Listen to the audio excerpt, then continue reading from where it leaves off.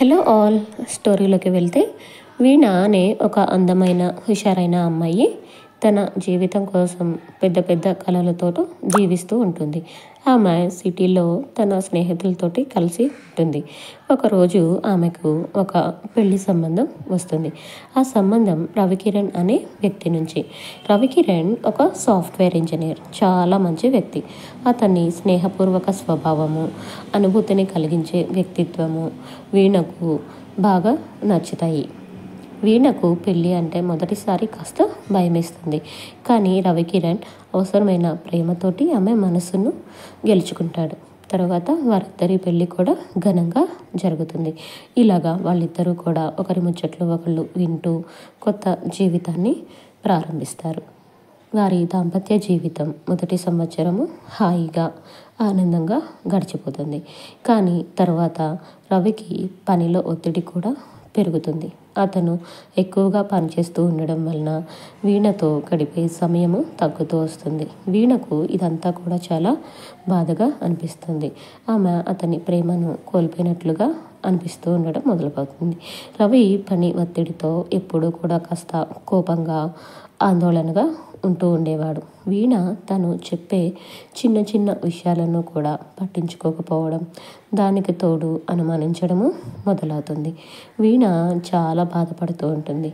తన మనసులోని మాటను ఎలా బయట పెట్టాలో తెలియదు. అలాగే మనసులోనే బాధపడుతూ ఉంటుంది.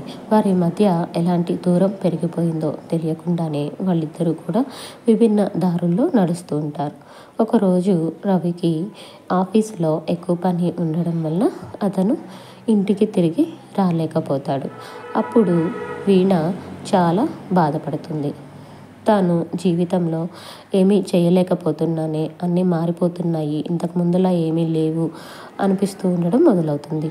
ఆమె అలాగా తన మనసులోని బాధను తన తల్లి దగ్గర చెప్పుకుంటుంది. తల్లి వీణకు ఓదార్పును ఇస్తూ, బంగారు, ప్రతి సంబంధంలోనూ ఇలాంటి సమస్యలు వస్తూ ఉంటాయి. అప్పుడు మన ప్రేమ అనే ఒక పునాది ఉంటుందని మనం గుర్తుపెట్టుకోవాలి. ఇద్దరూ కలిసి మాట్లాడుకొని సమస్యల్ని పరిష్కరించుకోగలిగితే సమస్యలు పోతాయి అని చెప్తుంది. అప్పుడు వీణ తన తల్లి మాటల వలన తనకి కూడా కొంత మనశ్శాంతి లభిస్తుంది. అప్పుడు రవితోటి ఎలాగైనా మాట్లాడాలని, తన సమస్యలను పరిష్కరించుకోవాలని నిర్ణయించుకుంటుంది. మరో రోజు రవి పని నుంచి ఇంటికి తిరిగి వస్తాడు. అప్పుడు వీణ అతనితో ఇలా చెప్తుంది. రవి, మనం ఒకరికొకరం మాట్లాడుకోవడం మర్చిపోతున్నాము. మన మధ్య ప్రేమ ఉందని తెలిసినా కూడా మనం ఒకరి ప్రేమను ఒకరం వ్యక్తపరచుకోలేకపోతున్నాము. ఇలా అయితే మన సంబంధం మధ్య విభేదాలు వస్తాయి అని వీణ తన మనసులో ఉన్న బాధను చెప్తూ ఉంటుంది.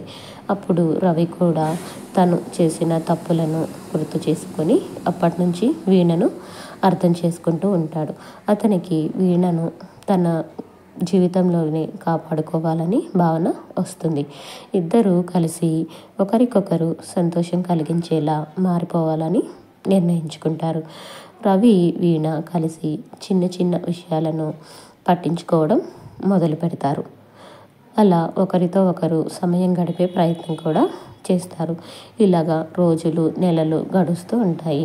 ఇప్పుడు వీరి బంధము మరింతగా బలపడుతుంది. ఇప్పుడు ప్రతి చిన్న క్షణాన్ని కూడా ఆనందంగా గడుపుతూ ఉంటారు. అలాగా ఒకరి జీవితంలో ఒకరు సమస్యలను అర్థం చేసుకుంటూ ప్రేమకు పునాది బలంగా ఉండాలని, ఎప్పటికీ దాన్ని అలాగే నిలబెట్టుకోవాలని నిర్ణయించుకుంటారు. ఇంకా వారి ఇరువురు కూడా ప్రేమలో ఉన్న మధురమైన జంటగా మారిపోతారు. ఇదేనండి ఈరోజు షార్ట్ స్టోరీ. నచ్చితే లైక్ చేయండి, షేర్ చేయండి, సబ్స్క్రైబ్ చేసుకోండి. Thank you all.